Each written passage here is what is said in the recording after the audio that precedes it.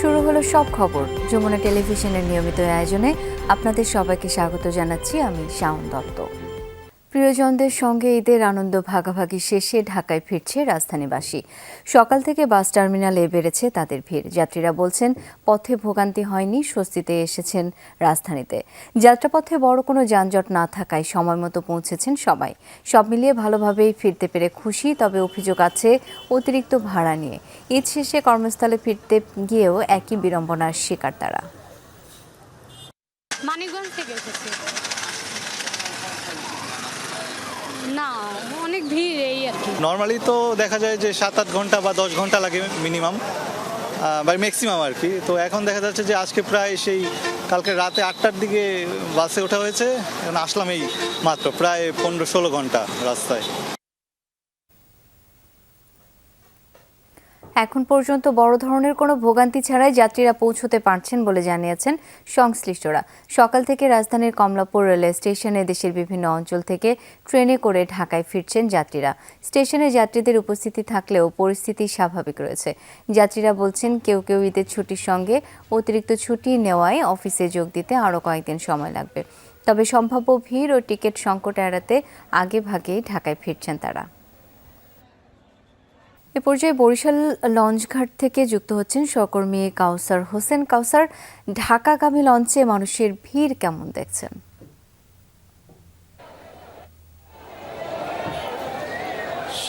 দীর্ঘ ছুটি, ঈদুল ফিতরের ছুটি, এরপরে 26শে মার্চ স্বাধীনতা দিবসের ছুটি এবং সাপ্তাহিক ছুটি। দীর্ঘ ছুটি শেষে যারা দক্ষিণ অঞ্চলে ফিরেছিলেন নারীর টানে স্বজনদের সাথে ঈদ করতে, তারা কিন্তু রাজধানী ফিরছেন। এবং আজ যেহেতু শুক্রবার, বরিশাল সদরঘাটে ঢাকাগামী মানুষের ঢল নেমেছে এবং আজ বরিশাল থেকে 9টি বিলাসবহুল লঞ্চ পর্যায়ক্রমে বরিশাল থেকে রাজধানী ঢাকার উদ্দেশ্যে ছেড়ে যাবেন এবং প্রতিটি লঞ্চেই কিন্তু তিল ধারণের ঠাঁই নেই। এখানে যারা কর্তৃপক্ষ রয়েছে বা লঞ্চ মালিক সমিতির যারা নেতৃবৃন্দ রয়েছে, তারা জানিয়েছেন যে আজকের তারিখের যে টিকিটগুলো ছিল কেবিনের টিকিট, সেই টিকিট কিন্তু অনেক আগেই বুকিং হয়ে গেছে এবং নির্দিষ্ট যাত্রীদের বলা হয়েছে যে রাত 8টার মধ্যে তাদের লঞ্চে থাকতে হবে এবং 8টার পরপরই কিন্তু এখানকার যে লঞ্চগুলো রয়েছে সেই লঞ্চগুলো ছেড়ে যাবে। এবং আমরা দেখেছি বিআইডব্লিউটি এর পক্ষ থেকে আনসার বাহিনীর যে সদস্যরা রয়েছে, তারা এখানে কাজ করছে সার্বিক নিরাপত্তায়, যাতে যাত্রীদের কোনো ধরনের ভোগান্তি না হয়। তবে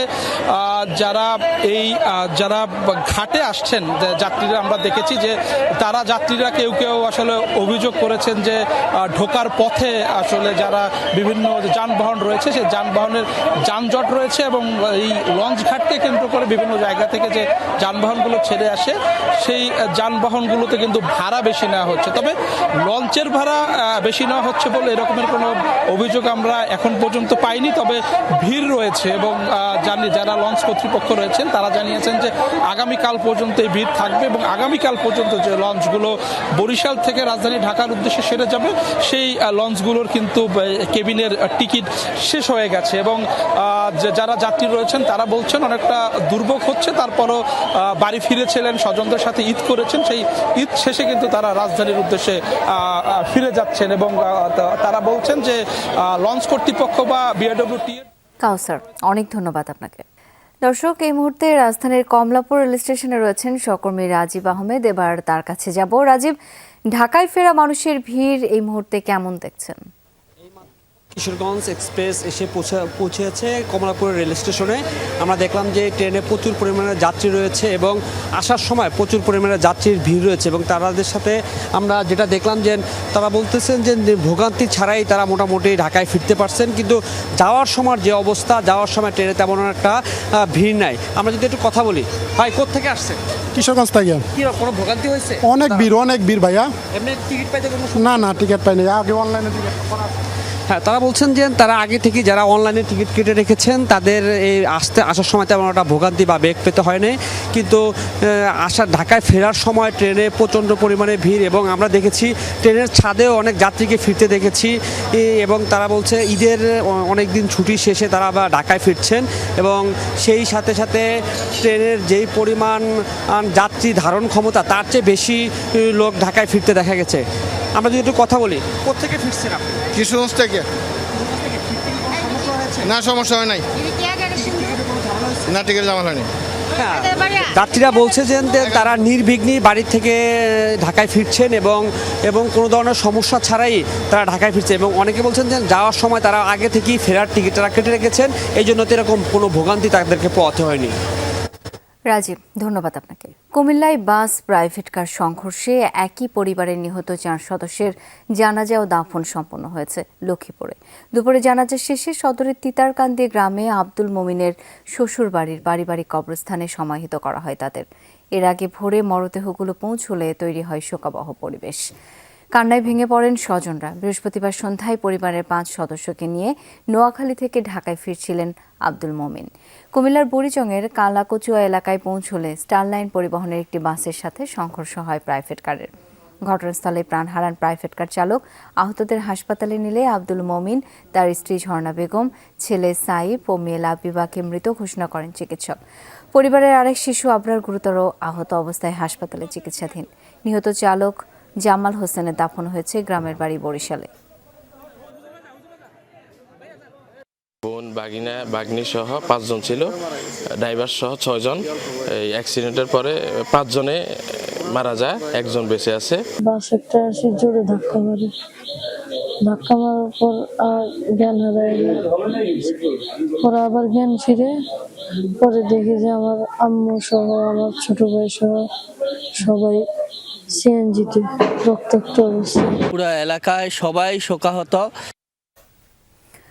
রাজবাড়ীর দৌলতদিয়া ঘাটে বাস ডুবির ঘটনায় তৃতীয় দিনের মতো চলছে উদ্ধার অভিযান। সকাল 8:30 থেকে অভিযান শুরু করে ফায়ার সার্ভিসের ডুবুরি দল। এতে অংশ নিয়েছেন কোস্টগার্ড, নৌবাহিনীর সদস্যরা। পাশাপাশি নৌ পুলিশের স্পিড বোর্ডে মাইকিং করা হচ্ছে কোনো মরদেহ দেখতে পেলে তাদের জানাতে। একটি পরিবারের দাবি তাদের একজন পুরুষ সদস্য এখনও নিখোঁজ। বুধবার বিকাল 5:15টার দিকে কুষ্টিয়ার কুমারখালী থেকে ছেড়ে আসা সৌহার্দ্য পরিবহনের একটি বাস দৌলতদিয়ার 3 নম্বর ফেরিঘাটে নিয়ন্ত্রণ হারিয়ে পন্টুন থেকে পড়ে পদ্মা নদীতে ডুবে যায়। এখন 26 জনের মরদেহ উদ্ধার করা হয়েছে। আমাদের যে ডুবুরি টিম, নৌবাহিনী, ফায়ার সার্ভিস, কোস্টগার্ড যে ডুবুরি টিম আছে, এই টিম আমরা আজকেও সারাটা দিন আমরা কাজ করব। সব জায়গায় মাইকিং করতেছে, সব টিউনের মাধ্যমে সব জায়গায় খোঁজখবর নিতেছে যদি কারো মিসিং আছে কিনা এই সংবাদটা আমাদের এখানে পৌঁছানোর জন্য। ঈদযাত্রা কি দিন দিন প্রাণঘাতী যাত্রা হয়ে উঠছে? কেন অনিরাপদ হয়ে যাচ্ছে সড়ক, নৌ, এমনকি রেলপথও? কেন এত প্রাণহানি এবছর? তার উপর মৃত্যুর হিসাব নিয়েও রয়েছে ধোঁয়াশা। বিশেষজ্ঞরা বলছেন অসচেতনতা, দায়িত্বহীনতা, তথ্যের ঘাটতি, যথাযথ পদক্ষেপের অভাব দায়ী এসব দুর্ঘটনার জন্য। তাহলে মুক্তির উপায় কি? খোঁজ নিয়েছেন তানভীর সিদ্দিক টিপু।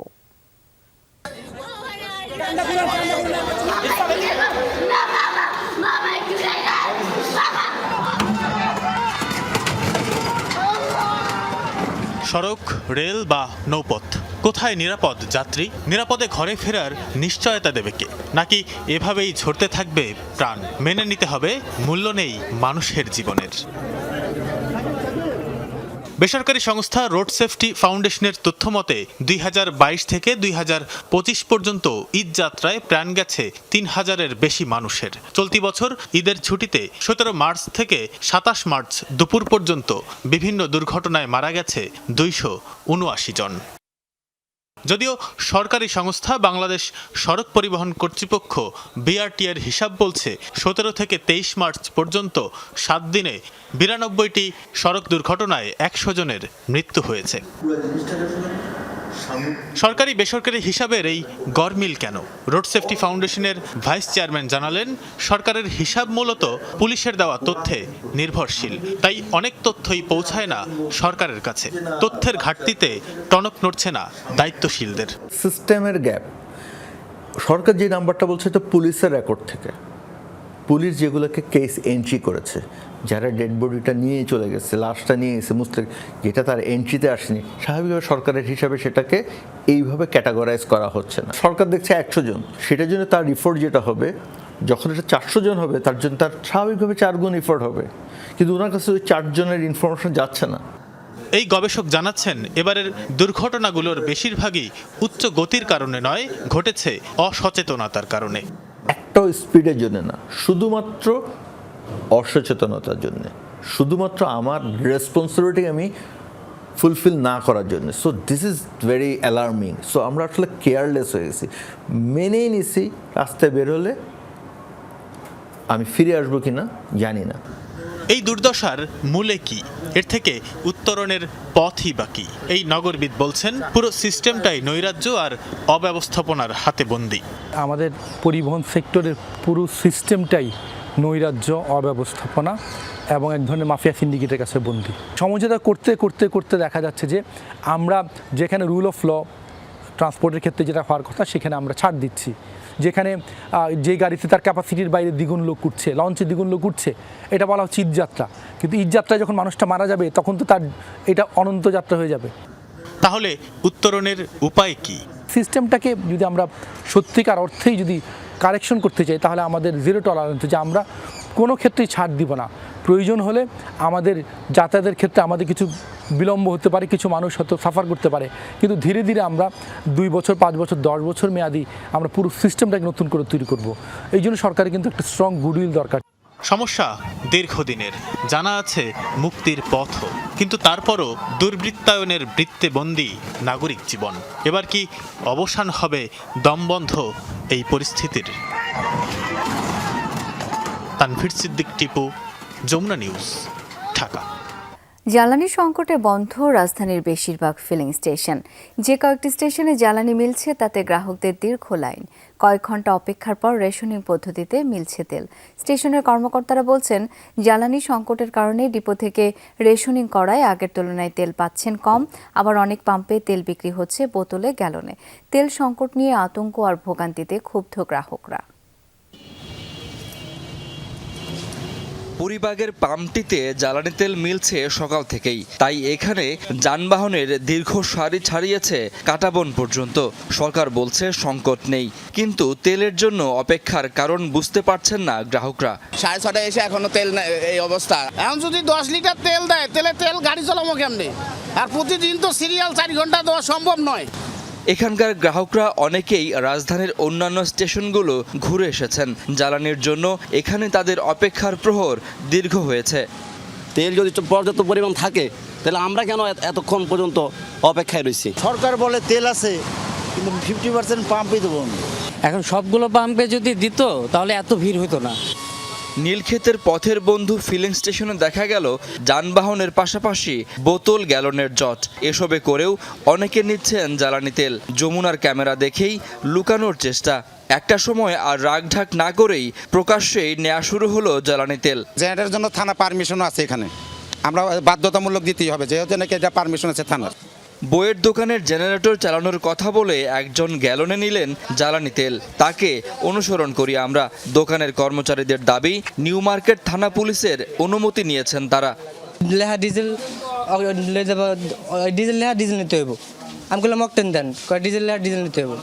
2-1টি স্টেশনে জ্বালানি তেল মিললেও বেশিরভাগ স্টেশনে ছিল বন্ধ। সেসবে তেল নেই সাইনবোর্ড ঝুলছে। কর্মচারীরাও বলছেন, ডিপো থেকে তেলবাহী ট্যাঙ্কার এখনো এসে পৌঁছায়নি। কখন পৌঁছাবে জানেন না তারা। কালকে ডিপো বন্ধ করে তেল আসে নাকি? আজকে ডিপো থেকে আসে তেল আসলে আবার বুধবার দিচ্ছিল, এরপরে আর দেয়নি। তেলে আসে না, তেল আইলে এসে দিব। মোটরসাইকেলে 5 লিটার, ব্যক্তিগত গাড়িতে 10 লিটার হিসেবে রেশনিং করা হচ্ছে পাম্পগুলোতে। ডিপো থেকেও রেশনিং করেই পাম্পগুলোতে দেয়া হচ্ছে জ্বালানি তেল। যে চাহিদা আছে সেই চাহিদার উপর ভিত্তি করে দিচ্ছে, কিছুটা রেশনিং করতেছে ওখানেও। তেলের স্বল্পতা সেটা তো কিছুটা তো ন্যাচারালি আছে, সেজন্যই তো আপনার মনে করেন আপনার রেশনিংটা করা। দৃশ্যমান এমন সংকটের মধ্যেও সরকারের পক্ষ থেকে জানানো হচ্ছে জ্বালানি তেলের সংকট নেই। তবে কিছু পাম্প মালিক ও ব্যবসায়ী কৃত্রিম সংকট তৈরি করছে বলে অভিযোগ করেন জ্বালানি ও খনিজ সম্পদ মন্ত্রী ইকবাল হাসান মাহমুদ টুকু। দুপুরে সিরাজগঞ্জে সাংবাদিকদের এসব কথা বলেন তিনি। তেল সরবরাহ সবসময় আছে এবং আমি সারা দেশের আমাদের জেলা প্রশাসক, এসপি এদের সাথে কথা বলেছি, তারা মনিটর করছে। তবে এই যে হঠাৎ করে বেড়ে যাওয়ার মধ্যে দুর্নীতি আছে এবং সেটা ব্ল্যাক মার্কেটিং হচ্ছে, সেটা অলরেডি সিরাজগঞ্জে ধরা পড়ছে 2টা এবং সারা দেশেই ধরা পড়ছে। এদিকে দেশের বিভিন্ন জেলায় ফিলিং স্টেশনগুলোতে ক্রেতাদের ভিড় ছিল। অনেক জায়গায় রেশনিং পদ্ধতিতে তেল বিক্রি করছেন পাম্প মালিকরা। রংপুর বিভাগের বেশিরভাগ পাম্পেই তেলের সংকট। 70 ভাগেরও বেশি পাম্পে পাওয়া যাচ্ছে না অকটেন পেট্রোল। তবে খোলা বাজারে 3 থেকে 4 গুণের বেশি দামে জ্বালানি তেল বিক্রির খবর পাওয়া গেছে। শাকিল হাসান, যমুনা নিউজ, ঢাকা। দর্শক, জ্বালানি তেলের আরও খবরাখবর জানাতে রাজধানীর আসাদ গেট থেকে এখন আমাদের সঙ্গে যুক্ত হচ্ছেন আরিফুর রহমান সবুজ। সবুজ, ডিপো থেকে বলা হচ্ছে তেল সরবরাহ হচ্ছে, পাম্পগুলোর এই মুহূর্তের কি অবস্থা দেখতে পাচ্ছেন জানাবেন।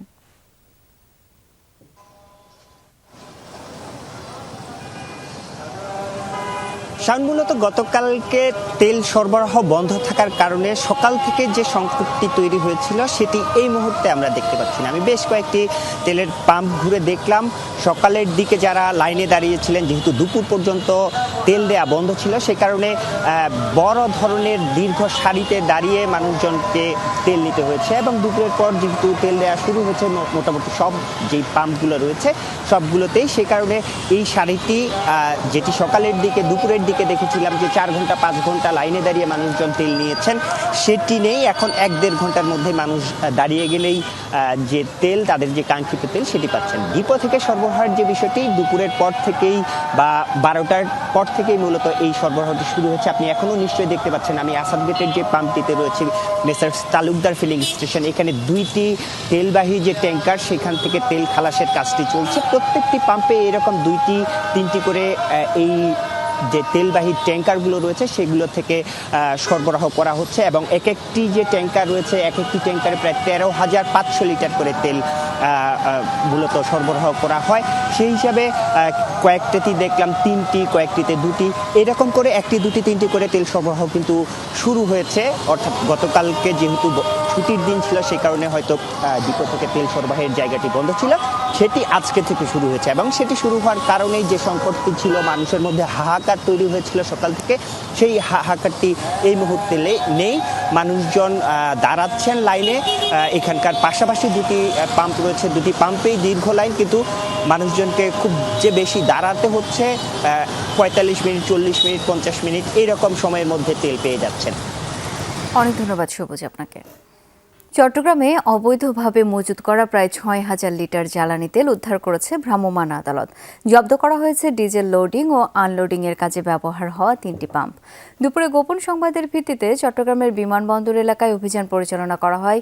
টানা কয়েক ঘন্টার অভিযানে জব্দ করা হয় 30টি ড্রাম ভর্তি প্রায় 4,600 লিটার অবৈধভাবে মজুতকৃত ডিজেল। এছাড়া 200 লিটার মোবিল এবং 20 লিটার অকটেন জব্দ করা হয়। পাশাপাশি ডিজেল লোডিং ও আনলোডিং এর কাজে ব্যবহার হওয়া 3টি পাম্পও জব্দ করা হয়। স্থানীয়দের দাবি, অবৈধভাবে মজুদ এসব জ্বালানি তেল মূলত রাষ্ট্রায়ত্ত তেল সরবরাহকারী প্রতিষ্ঠানগুলো থেকেই অনিয়মের মাধ্যমে বিক্রি হয়, যা সরবরাহ করে সরকারি প্রতিষ্ঠানগুলোরই একটি অসাধু চক্র। পতেঙ্গা এলাকায় এমন আরও বেশ কিছু প্রতিষ্ঠান আছে বলেও দাবি তাদের। উদ্ধার করা ডিজেল ও সরঞ্জামের আনুমানিক মূল্য প্রায় 18 লাখ টাকা। আমাদের এই রুটে আরো অনেকগুলো আছে দোকান। আপনারা যত অভিযান করবেন একটাতে করলে হবে না, আপনারা অভিযান সবগুলোতে চলমান থাকতে হবে। এদেরকে গাড়ি ওলাগুলা দিয়ে যায়, এই গাড়ির তেলগুলা গাড়ি থেকে দেখে এরা নামাই। পাম্পে তেল পাচ্ছে না, মানুষ হয়রানি হচ্ছে। এই যে এখানে জমানো তেলটা থেকে গেছে, এদের একটা ভুল। প্রশাসনের ভূমিকা দেখি না যে এদের ঘরে উৎপাত করবে বা এদের ঘরে অ্যারেস্ট করবে। জ্বালানি সংকটে পড়েছে রংপুরের পরিবহন সেক্টর। বাস মালিকদের অভিযোগ, জ্বালানি সংকটের কারণে বিভাগের অনেক জেলা থেকে সময়মতো বাস ছাড়তে পারছেন না তারা। অনেক জায়গায় কমানো হয়েছে ট্রিপ সংখ্যা। এছাড়া পথে পথে তেল খুঁজতে হচ্ছে চালকদের। এতে জেলা বাস টার্মিনাল থেকে গাড়ি ছাড়লেও পথে পথে জ্বালানি সংগ্রহের চেষ্টা করছেন চালকরা। পথে সময় বেশি লাগায় কোনো পরিবহনে ভোগান্তি বেড়েছে যাত্রীদের। তেল সরবরাহ দ্রুত স্বাভাবিক না হলে এই সংকট বাড়বে বলে জানান তারা। তেল দিচ্ছে না আমাদের কোথাও, আমরা তেলের জন্য খুব ভোগান্তি। যেখানেই যাই কুত্তার মতো ব্যবহার করে তেল দেওয়া। যেখানে আগে 10 ট্রিপ চলতো সেখানে 3 ট্রিপ 4 ট্রিপ করে চালাইতে হচ্ছে। এতে যাত্রীর ভোগান্তি, আমাদের ভোগান্তি এবং রাস্তায় পড়ে থাকতে হচ্ছে। গাড়ি গেলে তেল নাই, তেল কোথায় পাবো, তেল নাই ডিপোতে। এই জন্য আমাদের ভোগান্তি হচ্ছে। ঈদে যে ঘরমুখী ফিরতি যাত্রী ঢাকা যাবে তারা যেতে পারতেছে না। সব খবর থেকে নিচ্ছি ছোট্ট একটা বিরতি, সাথেই থাকুন।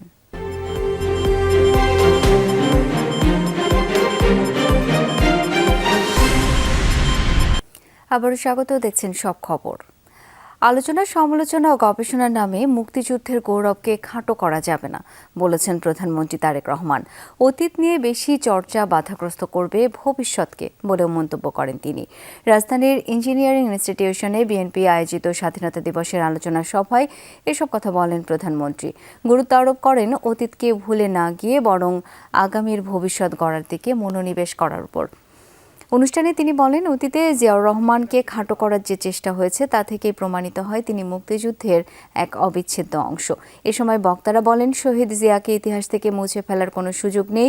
এছাড়া দেশের উন্নয়ন প্রসঙ্গে তারা বলেন, আকাঙ্ক্ষা সীমাহীন হলেও সম্পদের সীমাবদ্ধতা আছে, তবে ঐক্যবদ্ধভাবে কাজ করলে কাঙ্ক্ষিত স্বনির্ভর বাংলাদেশ গড়া সম্ভব। আমাদের আকাঙ্ক্ষা সীমাহীন হলেও সম্পদের সীমাবদ্ধতা আমাদের রয়েছে। আমাদের স্বাদ এবং সাধ্যের মধ্যে ফারাক থাকলেও আমি এই দেশের একজন নাগরিক হিসাবে, একজন রাজনৈতিক কর্মী হিসাবে দৃঢ়ভাবে বিশ্বাস করি, আমরা যদি ঐক্যবদ্ধভাবে এগিয়ে যাই, আমরা যদি ঐক্যবদ্ধভাবে সকলে একসাথে দেশের জন্য কাজ করি, তাহলে অবশ্যই আমরা আমাদের কাঙ্ক্ষিত স্বনির্ভর বাংলাদেশ গড়ে তুলতে পারব। অন্তর্বর্তী সরকারের সময় যুক্তরাষ্ট্রের সাথে সই হওয়া চুক্তি নিয়ে সংসদে আলোচনার পরামর্শ দিচ্ছেন বিশ্লেষকরা। তারা বলছেন, চুক্তি বাতিল না করলেও বাস্তবায়নের সময়সীমা এবং ওয়াশিংটনের সাথে আরেকটু আলাপ আলোচনা করতে পারে নির্বাচিত সরকার। পররাষ্ট্র প্রতিমন্ত্রী জানালেন, চুক্তিটি পর্যালোচনা করা হচ্ছে, সংসদ বা বাইরে যে কোনো জায়গায় হতে পারে আলোচনা। মাহফুজ মিশুর রিপোর্ট। সংসদ নির্বাচনের মাত্র 3 দিন আগে 9 ফেব্রুয়ারি যুক্তরাষ্ট্রের সঙ্গে এগ্রিমেন্ট অন রেসিপ্রোকাল ট্রেড বা এআরটি সই করে বাংলাদেশ। এতে যুক্তরাষ্ট্রে বাংলাদেশি পণ্য রপ্তানিতে শুল্ক কমে দাঁড়ায় 19%। বিপরীতে দেশটি থেকে তুলা ও বোয়িং আমদানি সহ নানা শর্ত যুক্ত হয়। যুক্তরাষ্ট্র ছাড়া অন্য কোনো দেশ থেকে পণ্য আমদানিতে নিয়ন্ত্রণের কথাও আছে চুক্তিতে। নির্বাচিত সরকার দায়িত্ব নেয়ার 2 সপ্তাহের মধ্যে ঢাকা সফর করেন দক্ষিণ এশিয়ার দায়িত্বে থাকা যুক্তরাষ্ট্রের সহকারী পররাষ্ট্রমন্ত্রী পল কাপুর। সফরেও ঘুরে ফিরে আসে চুক্তি বাস্তবায়ন প্রসঙ্গ। পল কাপুরের সঙ্গে বৈঠকের পর পররাষ্ট্রমন্ত্রী দাবি করেন, ক্ষমতাসীন ও বিরোধী দলের সম্মতিতেই সই হয়েছিল এই চুক্তি। ইউএস ট্রেড রিপ্রেজেন্টেটিভ আমাদের প্রধান দুটি দলের প্রধানের সঙ্গে নির্বাচনের আগেই কথা বলেছিলেন এবং তারাও এতে সম্মতি দিয়েছিলেন। চুক্তিটি চূড়ান্ত অনুমোদনে 60 দিনের সময়সীমা নির্ধারিত। মধ্যপ্রাচ্য সহ বর্তমান বাস্তবতায় এই সময় বাড়ানো এবং চুক্তি নিয়ে সংসদে আলোচনা করা যায় কিনা সেই পরামর্শ দিচ্ছেন অনেকে। এই যে 60 দিনের যে বাধ্যবাধকতা আছে, এটাকেও আমরা বাড়ানোর জন্য তাদেরকে অনুরোধ করতে পারি। সেই সুযোগ তো আমি মনে করি আমাদের সামনে আছে, দুই পক্ষের সামনেই আছে। তবে যেহেতু বিষয়টা আমাদের জাতীয় স্বার্থের সাথে সম্পৃক্ত, অন্যান্য দেশের সাথে আমাদের সম্পর্কের মৌলিক ভিত্তিগুলোর সাথে সম্পৃক্ত, সেহেতু এটা পার্লামেন্টে আলাপ আলোচনাটা হওয়া খুব জরুরি বলে আমি মনে করছি। কিছু ক্লজ আছে যেটা বাংলাদেশের যে নীতি প্রণয়নের স্বাধীনতা সেটার সাথে স্ববিরোধী, বা বাংলাদেশের যে গ্লোবাল কোঅপারেশনের যে ফ্লেক্সিবিলিটি এবং স্বাধীনতা সেটার সাথে কনফ্লিক্টিং। ডিপ্লোম্যাটিক নেগোসিয়েশনের মাধ্যমে কিছু ক্লজ রিওপেন এবং রিনেগোশিয়েট করা, সেটা আসলে পার্লামেন্টের আলোচনার মাধ্যমে সলভ করা যাবে না। সলিউশনটা হবে আমেরিকার সাথে ডিপ্লোম্যাটিক এনগেজমেন্ট। আমি প্রতিটি মাননীয় সদস্যকে আন্তরিক রমজানে মাত্র 2 দিনের জন্য বসেছিল জাতীয় সংসদের অধিবেশন। আসছে রোববার আবার শুরু হচ্ছে সংসদ। প্রশ্ন হচ্ছে, বহুল আলোচিত চুক্তিটি কি উঠছে সংসদের আলোচনায়? All this agreements with United states এগুলো বাংলাদেশের ইকোনমিকে ডিরেক্টলি এফেক্ট করে, বাংলাদেশের মানুষকে ডিরেক্টলি এফেক্ট করে, বিশেষ করে আমাদের প্রাইভেট সেক্টর এফেক্ট করে। তো সুতরাং এই প্রত্যেকটা চুক্তি আমাদের বাংলাদেশের স্বার্থ রক্ষা করে আমরা বাস্তবায়নে যাব, এবং বাস্তবায়নে যাওয়ার আগে অবশ্যই এটা নিয়ে আলোচনা হবে। অবশ্যই হবে, পার্লামেন্টে হবে, পার্লামেন্টের বাইরে হবে, আলোচনা হবে, যুক্তরাষ্ট্রের সাথেও যদি আলোচনা করা থাকে সেটাও হবে। সরকারের দাবি, সবার আগে বাংলাদেশ, এই নীতিতে অটুট থেকে জাতীয় স্বার্থ রক্ষায় তাদের অগ্রাধিকার। মাহফুজ মিশু, যমুনা নিউজ, ঢাকা। সংসদে বিরোধী দল হিসেবে জনগণের দুঃখ কষ্ট দুর্ভোগ ও প্রত্যাশার কথা তুলে ধরবে জামায়াতে ইসলামী। এমনকি ভালো কাজে সরকারকে সহযোগিতার কথাও বললেন দলটির নেতারা। তবে গণবিরোধী কিংবা জুলাই চেতনার বিরুদ্ধে যে কোনো সিদ্ধান্ত কঠোরভাবে মোকাবেলা করা হবে। শামীম রেজার রিপোর্ট। তারুণ্য এবং যৌবনের শক্তিকে একত্রিত করে জামাতে ইসলামীর রাজনীতি নিয়ে আলোচনা সমালোচনা দীর্ঘদিনের। এবারই তারা প্রথম সংসদে প্রধান বিরোধী দল। অনলাইনে দলটির মাঠের কর্মীরা যত আক্রমণাত্মকই হোক, নেতারা বলছেন তারা বের হতে চান গতানুগতিক ধারার রাজনীতি থেকে, ভূমিকা রাখতে চান জন আকাঙ্ক্ষা পূরণে। গঠনমূলক রাজনীতি করতে চাই। আগের রাজনীতিতে বিরোধী দলের বিরোধিতার খাতিরই বিরোধিতা করতে হতো, সেটা বিরোধিতা করার প্রয়োজন হোক অথবা না হোক, অর্থাৎ যারা বিজয়ী দল তাদেরকে ব্যতিব্যস্ত রাখা। আমরা এই রাজনীতি ধারা থেকে বেরিয়ে আসতে চাই। বাংলাদেশে তো দীর্ঘ 16-17 বছর পরে বলা যায় একটা গণতান্ত্রিক সরকার নির্বাচনের মাধ্যমে আসলো। আমরা বিরোধী দলে আছি। বিরোধী দলের একটা বড় দায়িত্ব হচ্ছে সংসদে দায়িত্ব পালন করা, ভূমিকা পালন করা, জনগণের পক্ষে জনগণের সুবিধা অসুবিধা, তাদের কষ্ট বেদনা, এই সবকিছু বিষয় মিলেই সেখানে ভূমিকা পালন করা। সংসদ অধিবেশন শুরুর দিনই ওয়াকআউট করেছিল জামাত। বিরোধী এমপিরা বেরিয়ে গিয়েছিলেন রাষ্ট্রপতির ভাষণের প্রতিবাদে। নেতারা বলছেন সরকার উন্নয়নের জন্য ইতিবাচক সিদ্ধান্ত নিলে সহযোগিতা করবেন, কিন্তু জুলাই চেতনার বিষয়ে ছাড় দিবে না দলটি। তারা যে যৌক্তিকভাবে দেশের জনগণের পক্ষে কাজ করে, অবশ্যই তারা আমাদের সমর্থন পাবে। যদি জনগণের বিপক্ষে কাজ করে, জুলাই চেতনার বিরুদ্ধে অবস্থান করে অবশ্যই আমরা তার প্রতিবাদ করব, সংসদে করব, সংসদের বাইরেও করব। যদি সরকার জনগণের বা জনস্বার্থের বিপক্ষে গিয়ে কাজ করেন, তাহলে এক্ষেত্রে সংসদেও প্রতিবাদ করব, গঠনমূলক এবং দায়িত্বশীল বিরোধী দলের ভূমিকা রাখব। একই সাথে আমরা রাজপথেও আন্দোলন করব। আমরা এখন এই নীতির ভিত্তিতেই ভূমিকা পালন করছি। এই দুই সিনিয়র নেতাই বলছেন সংসদীয় গণতন্ত্রে আস্থা রাখছে জামাত, ভূমিকা রাখতে চায় সত্যিকারের বিরোধী দল হিসেবে। প্রথম সংস্কার নিয়ে আলোচনা হয়, তারপরে জুলাই জাতীয় সনদ স্বাক্ষর হয়। শামীম রেজা, যমুনা নিউজ, ঢাকা। পদত্যাগ নয়, সংসদে থেকেই জুলাই সনদ বাস্তবায়নে কার্যকর পদক্ষেপ নেবে জামায়াত। প্রয়োজনে জুলাই সনদের সাথে বিশ্বাসঘাতকদের বিরুদ্ধে রাজপথে অবস্থান নেবে দলটি। সকালে দলীয় কার্যালয়ে ইন্টারন্যাশনাল ফাউন্ডেশন ফর ইলেকট্রাল সিস্টেমসের প্রতিনিধি দলের সাথে বৈঠক শেষে সব কথা বলেন জামায়াতের কর্মপরিষদ সদস্য ও ঢাকা 12 আসনের এমপি সাইফুল আলম মিলন। জানান, সংসদকে কিভাবে কার্যকর ও শক্তিশালী করা যায় সেই বিষয়ে আলোচনা হয়েছে। সংসদ সদস্যদের প্রশিক্ষণ সহ বেশ কিছু বিষয়ে নির্দেশনা দিয়েছে সংস্থাটি। অভিযোগ করেন, একক সংখ্যাগরিষ্ঠতার সুযোগে গণভোট অধ্যাদেশ বাতিল করতে চায় সরকারি দল। সনদ কার্যকর এবং গণভোটের প্রেক্ষাপট নিয়েও আলোচনা হয়েছে IFES এর সাথে। বলেন, যেখানে বিরোধী দলীয় নেতার কথার জবাব দেবে সরকার প্রধান, সেখানে তার নীরব থাকা এবং অন্য কাউকে দিয়ে জবাব দেওয়ানো গণতন্ত্রের সৌন্দর্য হানি করেছে।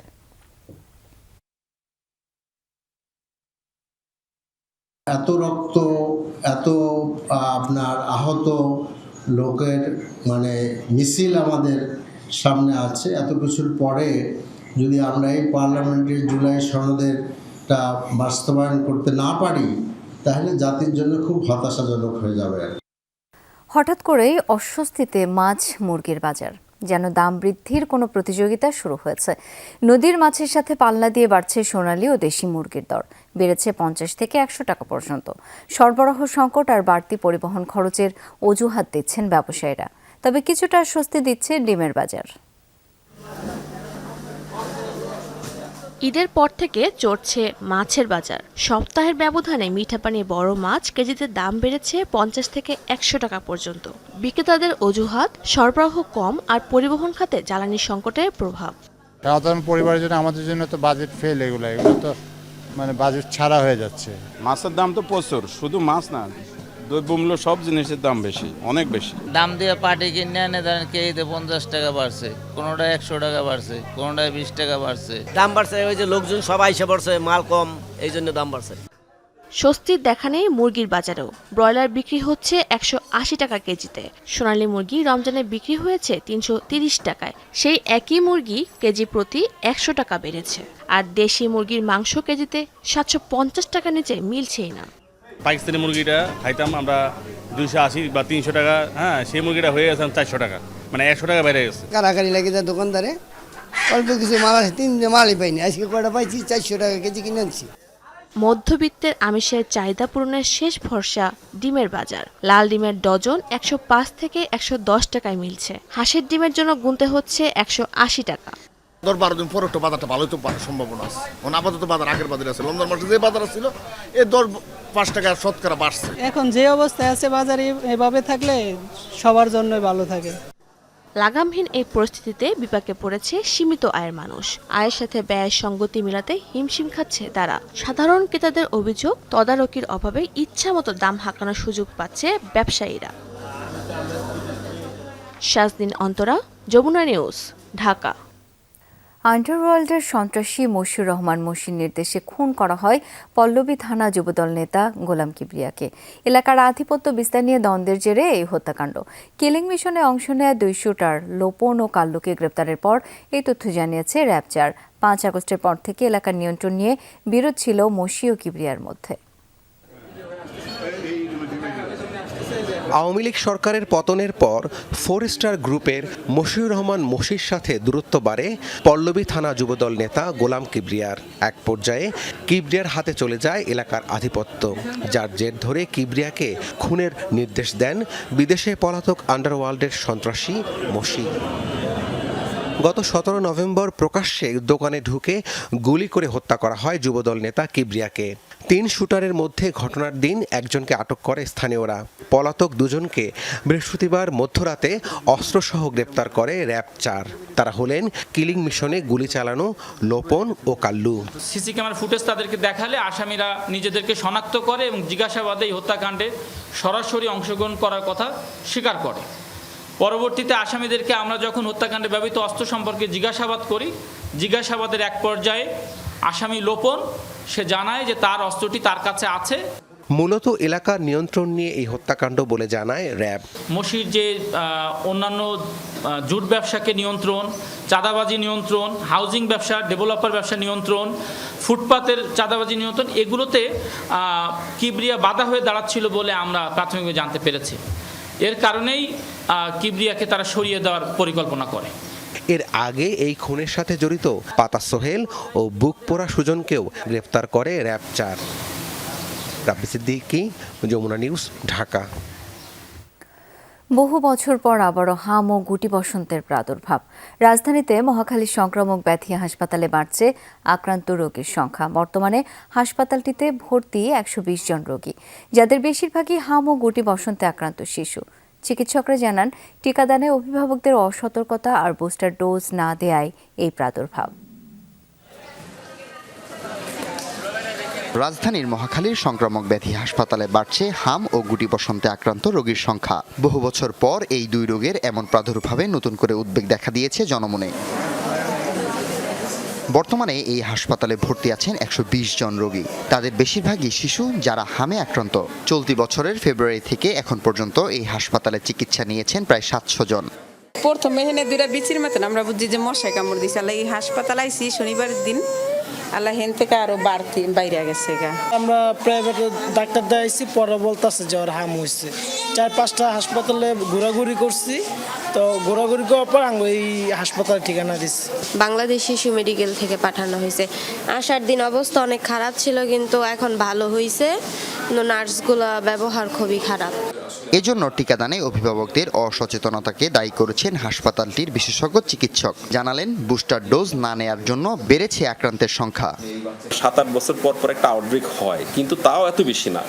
এর মূল কারণ হইতেছে কয়েকটা। একটা হচ্ছে যে বাচ্চার মাদের উদাসীনতা, আর তার সাথে আসলে একটা যে সরকার পরিবর্তনের পর এইটা একটা রাজনৈতিক ব্যাপার আছে যে ঠিক মতো আসলে ওনারা বুঝে উঠতে পারে নাই। যেমন ভ্যাকসিন মানে করে এটা রিইনফোর্সমেন্ট বা বুস্টার ডোজ দেওয়া হয় প্রতি 5 বছর পর পর। এটা ওই সময় পড়ে গেছিল 2024-এর শেষের দিকে বা 25-এ। এইটাও একটা কারণ। এদিকে চিকিৎসাধীন রোগীর স্বজনরা হাসপাতালের বিরুদ্ধে অব্যবস্থাপনার অভিযোগ তুলেছেন। তাদের দাবি, প্রয়োজনের তুলনায় চিকিৎসক ও নার্সের সংখ্যা কম, ফলে ভোগান্তি বাড়ছে। হাসিবুল করিম বিজয়, যমুনা নিউজ, ঢাকা। সব খবর থেকে নিচ্ছি আরও একটা ছোট্ট বিরতি, সাথে থাকুন।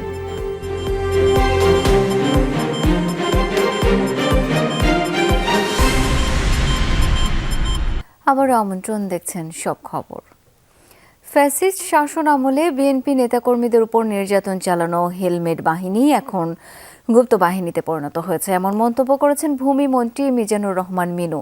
দুপুরে রাজশাহীতে স্বাধীনতা ও জাতীয় দিবস উপলক্ষে জেলা বিএনপি আয়োজিত এক আলোচনা সভায় অংশ নেন তিনি। এ সময় মন্ত্রী বলেন, গুপ্ত বাহিনী দেশে মব সৃষ্টি করে অস্থিরতা তৈরির চেষ্টা করছে। দেশের বর্তমান অস্থিতিশীল পরিস্থিতির পেছনে তাদের হাত রয়েছে। মন্ত্রী আরও বলেন, ভূমি মন্ত্রণালয়ের অধীনে অনেক খাস জমি রয়েছে, চাইলেই সেসব দখল করে অফিস দিতে পারত বিএনপি, কিন্তু বাংলাদেশ জাতীয়তাবাদী দল বিএনপি দখলবাজিতে বিশ্বাস করে না।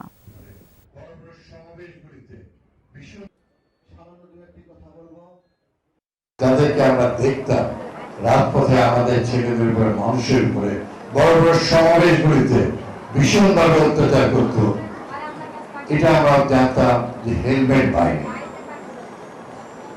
তারাই হেলমেট পড়েছে, হেলমেট পরে করত।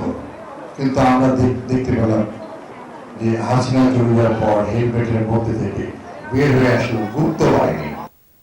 কক্সবাজারে পৃথক 2টি অভিযানে প্রায় 19 কোটি 50 লক্ষ টাকা মূল্যের 3,90,000 পেসি ইয়াবা সহ 5 জন মাদক পাচারকারীকে আটক করেছে কোস্টগার্ড।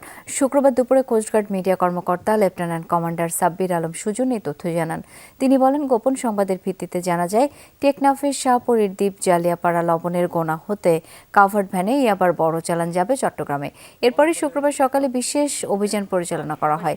সন্দেহজনক কাভার্ড ভ্যানে তল্লাশি চালিয়ে অভিনব কায়দায় লুকানো অবস্থায় প্রায় 16 কোটি 50 লাখ টাকা মূল্যের 3,30,000 পেসি ইয়াবা সহ এক মাদক পাচারকারীকে আটক করা হয়। অপরদিকে বৃহস্পতিবার মধ্যরাতে মিয়ানমার হতে সন্দেহজনক একটি ফিশিং বোটে তল্লাশি চালিয়ে প্রায় 3 কোটি টাকা মূল্যের 60,000 পেসি ইয়াবা সহ 4 জন মাদক পাচারকারীকে আটক করা হয়।